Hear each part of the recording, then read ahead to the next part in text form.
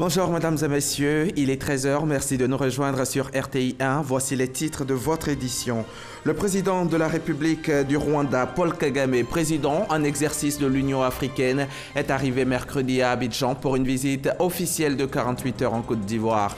Pendant son séjour, des accords bilatéraux entre les deux États ont été signés et Paul Kagame, citoyen d'honneur, a reçu les clés de la ville.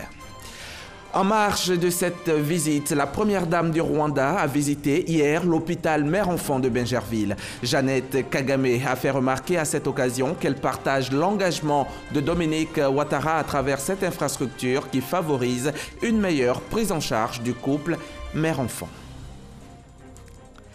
Les autorités congolaises ont annoncé hier jeudi le report d'une semaine des élections qui sont donc désormais prévues pour le 30 décembre. Une décision remise en cause par l'opposition. Principale raison invoquée par la CENI, l'incendie d'un entrepôt la semaine dernière. C'est le troisième report pour la présidentielle prévue initialement fin 2016. Le président rwandais Paul Kagame était récemment à Abidjan pour une visite officielle de 48 heures. Il a regagné son pays hier après-midi. Vous le voyez en image, le couple Kagame a été accompagné à l'aéroport international Félix Houphouët-Boigny de Port-Bouët par le président Alassane Ouattara. Dominique Ouattara y était également, le premier ministre Amadou Gon Coulibaly et plusieurs membres du gouvernement. Une visite fructueuse qui a été marquée par la signature d'accords bilatéraux. Outre ces accords signés, Paul Kagame a été durant son séjour l'invité de marque du district autonome d'Abidjan. Le président rwandais a reçu hier les clés de la ville. Il a été fait citoyen d'honneur au cours d'une cérémonie. Occasion pour le ministre-gouverneur Begré Mambé de témoigner à son illustre hôte la grande joie des autorités ivoiriennes de l'accueillir sur les bords de la lagune ébriée. Le compte-rendu de Serge Collier. Le district autonome d'Abidjan, avec à sa tête son premier responsable, déroule le tapis rouge à son illustre invité. La visite du président Paul Kagame doit être gravée en lettres d'or dans les annales de l'institution. C'est pourquoi autorités administratives et coutumières ainsi que les différentes communautés se sont mobilisées pour traduire au président de la République du Rwanda toute leur admiration et l'honneur qu'il fait au district. L'hôte de marque a reçu les clés de la ville d'Abidjan et le parchemin du citoyen d'honneur des mains du gouverneur Robert Begré Mambé. Excellence, Monsieur le Président, vos frères et sœurs du district autonome d'Abidjan m'ont chargé de vous dire combien ils apprécient la qualité de vos performances économiques, culturelles, humaines et sociales. Et les Ivoiriens ne tarissent pas d'éloges à l'endroit de votre pays et particulièrement de la capitale Kigali, une ville propre, une ville belle. C'est un exemple à suivre, Monsieur le Président. Et nous n'aurons pas honte de copier ce qui se passe à Kigali. Paul Kagame s'est réjoui de l'accueil et de cette marque d'estime qui renforce davantage les liens d'amitié et de fraternité entre la Côte d'Ivoire et le Rwanda. Cette visite officielle en Côte d'Ivoire s'inscrit dans le cadre du renforcement des relations économiques entre les deux pays. Et pendant que Paul Kagame était en train de recevoir les clés de la ville, son épouse Jeannette Kagame, en compagnie de la première dame de Côte d'Ivoire, était à Bingerville pour visiter l'hôpital mère-enfant. L'établissement de santé est construit sur une parcelle de 4 hectares neufs. L'hôpital mère-enfant de Bingerville est le témoignage de l'engagement de Dominique Ouattara, présidente de la fondation Children of Africa depuis plusieurs années, et cela en vue de faire la promotion pour le bien-être des femmes et des enfants. Le compte-rendu de cette visite guidée avec Viviane Haïm. L'hôpital mère-enfant de Bingerville, le plus important projet humanitaire réalisé par la fondation Children of Africa de la première dame de Côte d'Ivoire, Dominique Ouattara, recevait ce jeudi la visite d'une autre grande militante de l'humanitaire, la première dame du Rwanda, Jeannette Kagame. Sous les acclamations de la foule conquise, les deux premières dames sont arrivées au lieu de la visite, accueillies par les autorités administratives, la chefferie coutumière de la commune de Bingerville et la direction de l'hôpital. Accompagnée par l'initiatrice de cette grande réalisation, la première dame de Côte d'Ivoire, Dominique Ouattara, présidente fondatrice de Children of Africa, la première dame du Rwanda a effectué une visite guidée de plusieurs installations de cet hôpital dédié en priorité à la mère et l'enfant. le service de pédiatrie, où sont traités les différents cas de maladies infantiles, la néonatologie, réservée aux nouveau-nés et aux prématurés, le service d'analyse médicale, l'imagerie, une chambre d'hospitalisation. En outre, des détails sur le fonctionnement de l'hôpital lui ont été expliqués, relatifs aux performances réalisées par les équipes médicales grâce aux équipements de pointe, relatifs aussi à l'action sociale de cet hôpital qui, depuis son ouverture, a déjà soigné gratuitement 349 indigents. La première dame du Rwanda a manifesté un véritable intérêt au cours de cette visite, étant elle-même initiatrice de la fondation Imbuto, créée il y a 13 ans, et qui œuvre au Rwanda dans l'encadrement scolaire de milliers de jeunes filles orphelines du génocide de 1994, et intervient également dans la protection contre le VIH et l'assistance aux familles victimes de la pandémie. Achevant la visite guidée, Jeannette Kagame a marqué son admiration. Nous avons constaté en visitant cet hôpital que tout a été bien pensé pour procurer les meilleurs soins possibles aux mamans et aux tout petits. Qu'il s'agisse de la qualité des locaux, du matériel ou de la démarche de sélection des équipes soignantes, rien ne semble avoir été laissé au hasard. Même les décorations, aux multiples formes et aux couleurs chatoyantes que nous avons aperçues, sont un éloge à l'importance du bien-être émotionnel et psychologique nécessaire à l'épanouissement de l'enfant, peut-être plus encore en milieu hospitalier. Votre volonté d'offrir un cadre de soins des plus élaborés à la mère et l'enfant ivoirien témoigne de la place que vous leur accordez, balayant ainsi tous les clichés, voulant que l'Afrique se contente de structures minimalistes en attendant des temps économiques plus cléments. Merci pour ce que vous avez fait de minutes. Votre pari, chère sœur, a été celui de la dignité humaine, pour laquelle rien n'est ni trop beau ni trop bon, car nous méritons les meilleurs services qui soient, peu importe notre condition économique. Et pour cela, nous devons vous applaudir en tant que Rwandais, Ivoiriens et Africains.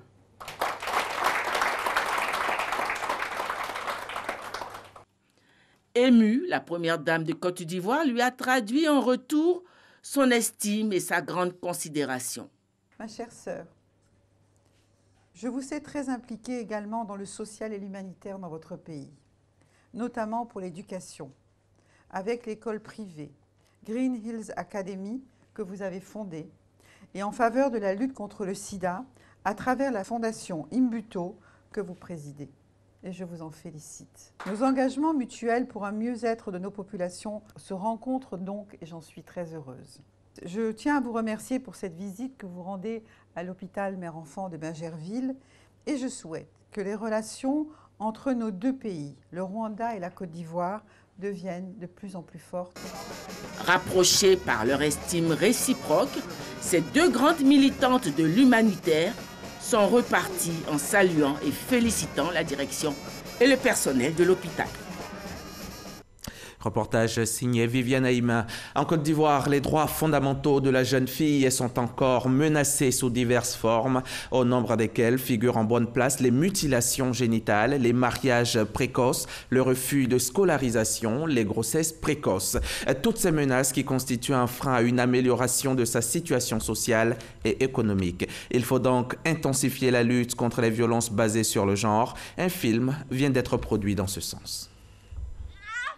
Les femmes ont réussi à la maîtriser.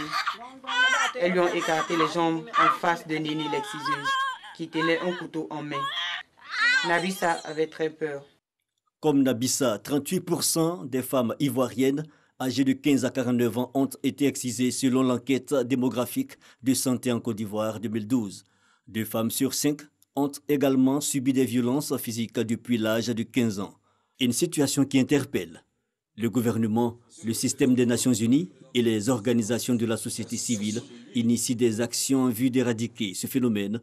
Au nombre de ces actions, un film de 52 minutes qui retrace l'histoire de Nabissa, une fillette qui a été excisée puis mariée de force à l'âge de 17 ans. Nabissa contracte une grossesse puis meurt en couche. À travers ce film, Le ministère de la Femme, de la Famille et de l'Enfant, avec l'appui technique de l'UNFPA, envisage intensifier la lutte pour l'élimination totale des mutilations génitales féminines. Le problème de l'excision n'est pas seulement une violation du droit, mais c'est aussi un problème physique. Parce que ça occasionne des conséquences sur le bien-être, oui d'accord, mais ça provoque aussi des ulcérations, des infections, et parfois ça peut aller jusqu'à la rétention des menstruations. Le ministère de la Femme, de la Famille et de l'Enfant a voulu poursuivre le processus de sensibilisation. Sensibiliser toute la population quant aux conséquences des mutilations génitales féminines, quant aux conséquences sur l'épanouissement de la jeune fille, quant aux conséquences sur l'autonomisation de la femme, quant aux conséquences sur la stabilité de la famille et de la société. De l'émotion à travers l'écran, c'est l'objectif des initiateurs. Chefs coutumiers et responsables d'ONG prennent des engagements. C'est anormal de supprimer ses organes à une femme. C'est anormal. Donc nous, chefs des villages, on ne peut pas assister à des scènes horribles, si je peux dire cela. C'est triste. Donc il faut se lever et sanctionner les auteurs. Je dis non à l'incision, parce que ce n'est pas une bonne pratique. Quand tu vois le film même, ne t'en pas là-bas, mais ça te donne la chair de poule. Et tout de suite, tu vas couler des larmes, ça fait pitié. Pour mener à bien la lutte, la Côte d'Ivoire dispose de lois et textes réglementaires protégeant les femmes et les enfants. Ainsi, quiconque commet un acte de mutilation génitale est puni d'un emprisonnement allant de 1 à 5 ans de prison et d'une amende de 360 000 à 2 millions de francs CFA. La peine est celle d'un emprisonnement de 5 à 20 ans lorsque la victime décède. C'était un reportage de Sephora Zegui et Franck Quadio. Mon école, mon paradis, apprendre en famille, à l'école et dans la communauté. Et voilà une charte issue du projet School Me, entendez, Scolarise-moi. Charte mise en œuvre par Save the Children Côte d'Ivoire, dont 13 écoles sélectionnées dans les draines d'Aboisseau et Abidjan 3 et 4. Cette semaine, les responsables de Save the Children ont remis officiellement ce document au ministère de l'Éducation nationale, de l'enseignement technique et de la formation professionnelle. C'était en présence de nos reporters Sephora Zegui et Franck Quadio. Instaurer et maintenir un environnement scolaire sûr et protecteur pour une éducation de qualité, voici l'objectif de Mon école, mon paradis, apprendre en famille, à l'école et en communauté. Un document élaboré par l'organisation non gouvernementale Save the Children Côte d'Ivoire. Il prend en compte, entre autres, les dispositions du code de conduite sur la qualité des relations entre enseignants et élèves. Le document contient en première partie un cadre de référence qui est, comme on appelle, l'idéal visé dans la question d'éducation sûre et sécurisée pour les enfants. Et dans ce cadre, nous nous appuyons sur ce cadre, ce référentiel-là, pour pouvoir atteindre donc un environnement éducatif sûr et protecteur pour les enfants. Il s'adresse à tous les acteurs de l'éducation, notamment les parents, les enfants, les enseignants et toutes les communautés, toutes les personnes concernées par l'éducation d'un enfant en Côte d'Ivoire. Un projet présenté officiellement au ministère de l'Éducation nationale, occasion pour la représentante de la tutelle de rappeler l'importance de la scolarisation de la jeune fille. Nous pensons que là, c'est un appel même au gouvernement tout entier parce qu'il y a un problème d'éducation de la communauté tout entière qui ne peut incomber au seul ministère de l'Éducation nationale. Le Save the Children est en train de nous dire et de nous redire que ce qui se passait avant n'était pas si mauvais. Parce que l'éducation de l'enfant revenait à toute la communauté. Mon école, mon paradis, apprendre en famille, à l'école et en communauté. Le projet intervient dans le cadre d'une contribution aux efforts déployés par le gouvernement pour un meilleur environnement d'apprentissage. L'ONG Save the Children, initiatrice, lutte pour l'amélioration des conditions de vie des enfants en Côte d'Ivoire, et ce depuis 1996. 700 millions de francs CFA, c'est le montant accordé hier aux principaux acteurs de la presse par le FSDP, le Fonds de soutien et de développement de la presse. La présentation de ces subventions a été faite hier donc en présence de Sidi Tiemoko Touré, le ministre de la Communication et des Médias. Reportage Pierre Dipomelin dans un récit de Franck Quadio. Plus de 790 millions de francs CFA remis à 12 entreprises de presse et organisations professionnelles des médias. C'est un appui financier du FSDP, Fonds de soutien et développement de la presse, au titre de l'année 2018. Le ministre de la Communication et des Médias a relevé l'importance d'accompagner les médias, levier essentiel de la démocratie. Son Excellence, M. Alassane Ouattara, président de la République, qui veut faire de notre pays un modèle de démocratie et de bonne gouvernance, sait l'importance des médias pour atteindre cet objectif, en accordant une attention particulière aux besoins exprimés par les acteurs du secteur de la communication et des médias. Les besoins sont nombreux face à une presse en pleine mutation numérique, mais surtout en crise économique. Nous continuons avec eux de travailler, de réfléchir sur la meilleure façon d'adresser les problématiques auxquelles ils sont confrontés. Et cela va se faire progressivement. Les bénéficiaires apprécient les efforts du gouvernement. Nous ne pouvons que nous réjouir parce que c'est la première fois que le principe bénéficie du soutien du Fonds de développement de la presse, en droite ligne de la loi de décembre 2017. Ce tapis de 2 millions de francs CFA va nous permettre donc d'équiper notre siège et d'organiser le secteur. Nous avons eu non seulement une subvention pour le fonctionnement de notre siège, mais cette année le Fonds de soutien est allé plus loin en accordant à l'UFPCI une subvention pour un projet qu'on appelle Radio Synergie États-Unis-Côte d'Ivoire. Le FSDP a été créé par décret en 2009 en accord avec les organisations professionnelles de la presse pour assurer aux entreprises de presse privée l'égalité et la libre concurrence à travers la formation et des appuis financiers. Et c'est parti pour la deuxième édition du prix du meilleur journaliste pour la lutte contre l'apatridie en Côte d'Ivoire. C'est à l'initiative du ministère des Affaires étrangères en collaboration avec l'Agence des Nations Unies pour les réfugiés. L'objectif est de créer une saine émulation entre les professionnels des médias pour la lutte contre ce fléau. L'innovation cette année est que le concours récompensera 3 lauréats au lieu d'un seul, comme ce fut le cas l'année dernière. Que vous soyez journaliste de la presse audiovisuelle ou de la presse imprimée, tout le monde est concerné. Le ministre de l'Emploi et de la Protection sociale porte à la connaissance des populations vivant en Côte d'Ivoire que le mardi 25 décembre 2018, jour de la fête de Noël, est déclaré jour férié et chômé sur toute l'étendue du territoire national. Pour les signataires de la Convention collective interprofessionnelle du 20 juillet 1977, le mardi 25 décembre 2018, jour de la fête de Noël, est donc déclaré jour férié, chômé et payé, signé des mains du ministre Pascal Kwaku Abinan. Prenons maintenant la direction du Parlement, où 5 projets de loi relatifs à la réforme judiciaire ont été adoptés mercredi en plénière. Il s'agit des projets de loi organiques déterminant la composition, les attributions, l'organisation et le fonctionnement de la Cour suprême et de la Cour des comptes, et également les projets de loi ordinaires déterminant la composition, les attributions, l'organisation et le fonctionnement de la Cour de cassation et du Conseil d'État. Le projet de loi portant amnistie a également été adopté. Les précisions de Konaté Moussa. 5 projets de loi adoptés par les députés à cette plénière. Il s'agit de 2 projets de loi organiques déterminant la composition, l'organisation et le fonctionnement de la Cour suprême et de la Cour des comptes, et 2 projets de loi ordinaires portant sur les attributions, la composition, l'organisation et le fonctionnement de la Cour de cassation et du Conseil d'État. Également, le projet de loi portant ratification de l'ordonnance portant amnistie est adopté. Ces projets de loi s'inscrivent dans le cadre de la réforme du système judiciaire initiée par le gouvernement. Nous sommes en train de mettre nos institutions en phase avec la Constitution et c'est ce que nous avons fait concernant les hautes juridictions aujourd'hui. Concernant la loi portant amnistie, j'avoue que c'est ce que la Côte d'Ivoire attendait. Le président de la République a surpris tout le monde en prenant cette ordonnance-là.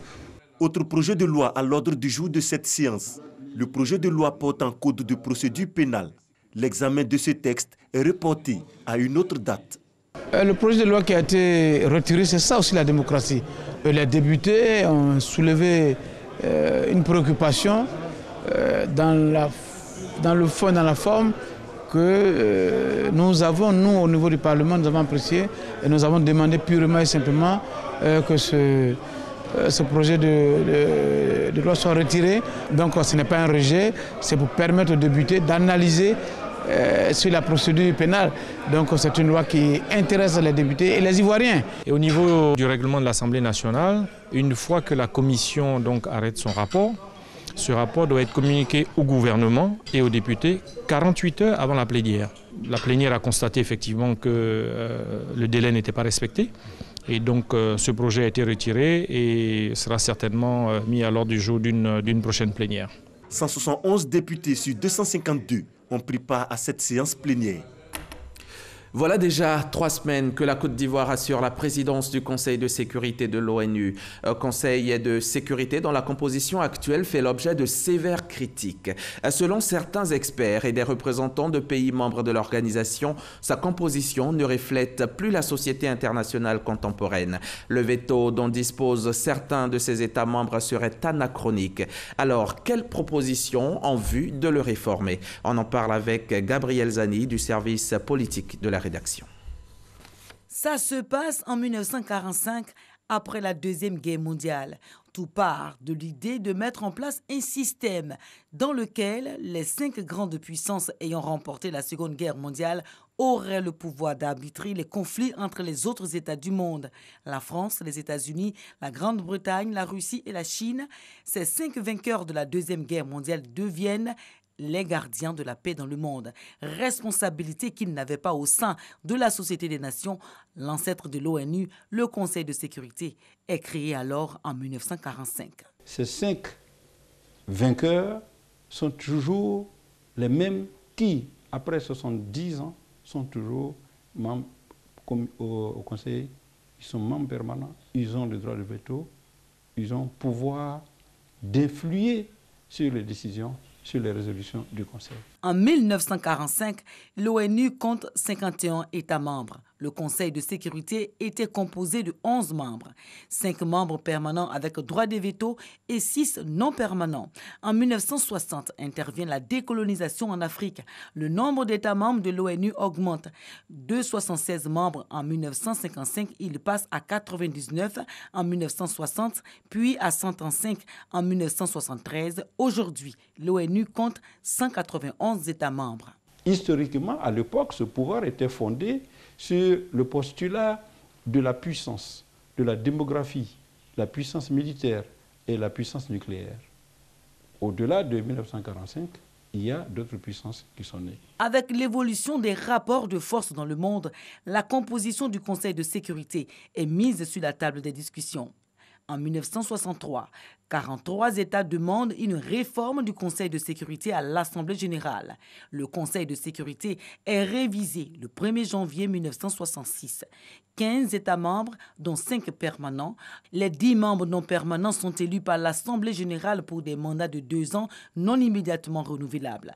3 d'entre eux doivent être des pays africains, 2 des pays asiatiques, 2 de l'Amérique latine, 2 de l'Europe occidentale et d'autres pays et 1 de l'Europe orientale. Mais les critiques persistent malgré cette réforme. La question de la restructuration du Conseil de sécurité a été initiée par feu Kofi Annan. Mais la réforme se discute à l'Assemblée générale, pas au Conseil de sécurité. Donc il faut qu'elle arrive à son terme à l'Assemblée générale avant d'être soumise au Conseil de sécurité. Donc c'est un processus qui est en cours, c'est un processus qui sera long, mais à chaque fois qu'on pourra faire avancer ce processus, nous serons présents au rendez-vous. Les propositions de réforme se multiplient alors. En 2004, une étude est menée sur la question par des personnalités de haut niveau. Dans leur rapport, l'on retient une division du monde en 4 pôles géographiques, ce qui donne pour une première proposition création de 6 sièges permanents, 2 pour l'Afrique, 2 pour l'Asie, 1 pour l'Europe et 1 pour l'Amérique, sans droit de veto, et de 3 nouveaux sièges non permanents, 1 pour l'Afrique, 1 pour l'Asie et 1 pour l'Europe. Dans une deuxième proposition, création de 8 sièges avec un mandat de 4 ans, 2 pour chaque continent. Le nombre de sièges avec un mandat de 2 ans passerait de 10 à 11. 4 pour l'Afrique, 3 pour l'Asie, 2 pour l'Amérique et 2 pour l'Europe. L'ossature même du Conseil de sécurité, ils avaient souhaité qu'il y ait une représentation des pays. Il n'y a pas eu d'évolution sur la question, il n'y a pas eu d'entente sur la question. Les pressentis continentaux eux-mêmes n'ont pas pu s'entendre, parce que je prends le cas de l'Afrique du Sud, le Nigeria et l'Égypte. Bon, les pays arabes ont dit non, nous supportons l'Égypte. Et les pays africains ont dit nous supportons le Nigeria et l'Afrique du Sud. Donc jusque-là, c'est le statu quo. Au-delà de ces propositions d'ouverture, le droit de veto est pointé du doigt. Est-ce que c'est une bonne chose que certains pays seulement aient le droit de veto? Ça c'est non, je vous réponds tout de suite. Mais est-ce que ce serait une bonne chose que le droit de veto même existe dans le fonctionnement du Conseil de sécurité des Nations Unies? Moi, je peux vous donner une réponse qui n'engage que moi, qui est personnelle. Je dis non. Le premier point, c'était d'abord le droit de veto, qui est un droit exorbitant accordé à un pays que lorsqu'il n'est pas d'accord, lorsque le débat bloque, au-delà du vote à la majorité simple des 2/3, a la capacité carrément de bloquer tout débat et même d'annuler le sujet et de reporter les négociations s'il y avait cours. Mais effectivement, ce pouvoir jugé très exorbitant, il fallait élargir ce champ d'action de ces puissances. L'élargissement du Conseil de sécurité souhaitable pour favoriser la gouvernance mondiale? Oui, la réponse est positive. Le Conseil de sécurité des Nations Unies, dans sa configuration actuelle et son fonctionnement, ne pourra pas résoudre efficacement les conflits de notre siècle. Mon pays invite tous les États membres au sursaut afin de parvenir à une réforme globale et juste du Conseil de sécurité qui renforcerait sa légitimité aux yeux du monde entier et plus particulièrement pour les jeunes générations. Un élargissement du droit de veto permettrait d'associer à la prise de décision ceux qui contribuent le plus à l'organisation sur les plans financiers, militaires et diplomatiques et de faire une place à des pays plus représentatifs de l'ensemble des membres de l'ONU. Et voilà, Gabriel Zani essayait de partager avec nous quelques propositions en vue de réformer le Conseil de sécurité. Dans le cadre de son partenariat avec la Conféges, la conférence des ministres de la Jeunesse et des Sports de la francophonie, la Côte d'Ivoire reçoit chaque année un soutien pour financer l'insertion socio-économique des jeunes. Pour 2018, ce sont 9 projets sur 10 qui ont été retenus pour la Côte d'Ivoire. 9 projets dont le financement s'élève à plus de 14 millions de francs CFA. Les bénéficiaires ont reçu leur chèque hier jeudi des mains de Mamadou Touré, le ministre de la Promotion de la Jeunesse et de l'Emploi des Jeunes. Le reportage de Moussa Koulibaly et Mamadou Kouassi dans nos prochains journaux. Les autorités congolaises ont annoncé jeudi le report d'une semaine des élections qui sont donc désormais prévues pour le 30 décembre. Une décision remise en cause par l'opposition. La principale raison invoquée par la Commission électorale nationale indépendante pour justifier le report du scrutin, c'est l'incendie d'un entrepôt la semaine dernière. Selon la Commission électorale, il a détruit une grande partie du matériel électoral destiné à Kinshasa, notamment des machines à voter et plusieurs millions de bulletins de vote. 4 millions sont d'ailleurs attendus samedi. L'opposition dénonce ce nouveau report, le 3e pour la présidentielle prévue initialement fin 2016. C'est la fin de ce journal. Merci de nous avoir suivis. Je serai encore chez vous demain à 13h. Bonne journée sur notre chaîne.